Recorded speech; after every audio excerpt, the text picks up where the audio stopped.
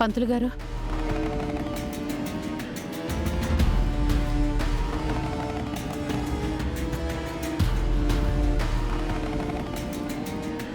అమ్మి ఒక్కరోజు గుడికి వెళ్లకుండా ఉంటే బాగుండేది. వాడు అమ్మని ఫాలో అవుతున్నాడు. వాడి నుంచి నేను ఎలాగైనా నిన్ను కాపాడుకుంటానమ్మా.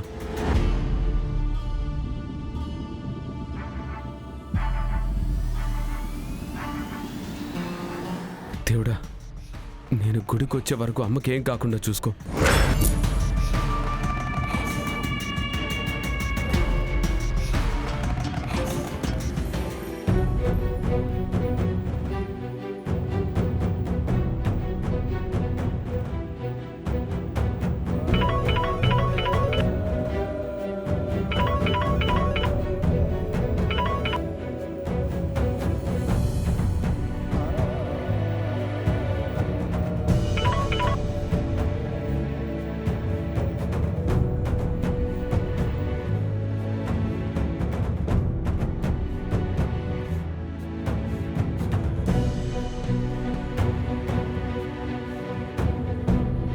స్వామి, నా కొడుకు జీవితాన్ని రోజు రోజుకు ఎందుకంత క్లిష్టంగా మారుస్తున్నావు?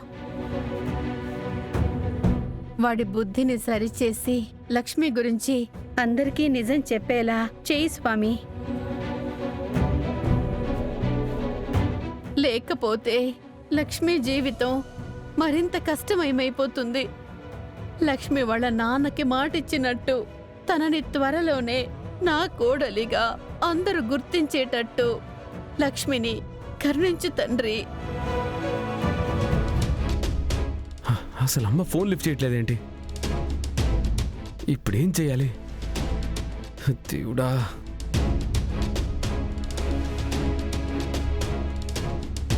విహారీ గారు ఇంటికి వెళ్ళారో లేదో, యమునమ్మ దగ్గర ఎవరున్నారో పండుకి ఫోన్ చేసి కనుక్కోవాలి.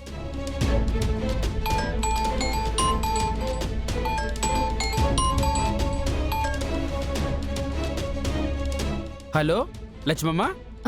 పండు, ఎక్కడున్నావు? నేను ఇంటి దగ్గర ఉన్నానమ్మా. పండు, విహారీ గారు ఇంటికి వచ్చారా? యమునమ్మ ఇంట్లోనే ఉన్నారుగా? యమునమ్మ ఇంట్లో లేరమ్మా. ఇంట్లో లేరా? ఎక్కడికి వెళ్ళారు? ఎప్పుడు వెళ్ళినట్టు గుడికి వెళ్ళినారమ్మా. గుడికి వెళ్ళారా? ఏటైందమ్మా? యమునమ్మ గుడికి కదా వెళ్ళినారు. ఆ విషయం చెప్తే నువ్వెందుకమ్మ కంగారు పడుతున్నావు? ఇందాక విహార్ బాబు గారు కూడా వచ్చినారు. ఆయన కూడా ఇదే కంగారు పడినారు. యమునమ్మ గుడికి వెళ్ళారని చెప్తే తోడుగా నువ్వెందుకు వెళ్ళలేదని చెప్పి నా మీద అరిచినారమ్మా. ఎప్పుడు లేదమ్మా. అందరూ ఎందుకమ్మ ఇంత కంగారు పడుతున్నారు? ఏటైందమ్మా? పండు, అది నేను ఇంటికి వచ్చిన తర్వాత చెప్తాను. లక్ష్మమ్మ, మీరేలా గొంతు నాకు చాలా కంగారుగా ఉందమ్మా. నువ్వేం కంగారు పడుకో. అది కదమ్మా, యమునమ్మ గారికి ఏటైనా అపాయం ఉందా అమ్మా? ఏం లేదు పండు, నేను మళ్ళీ కాల్ చేస్తాను. ఇప్పుడు నేను వెంటనే గుడికి వెళ్ళాలి. లక్ష్మమ్మ,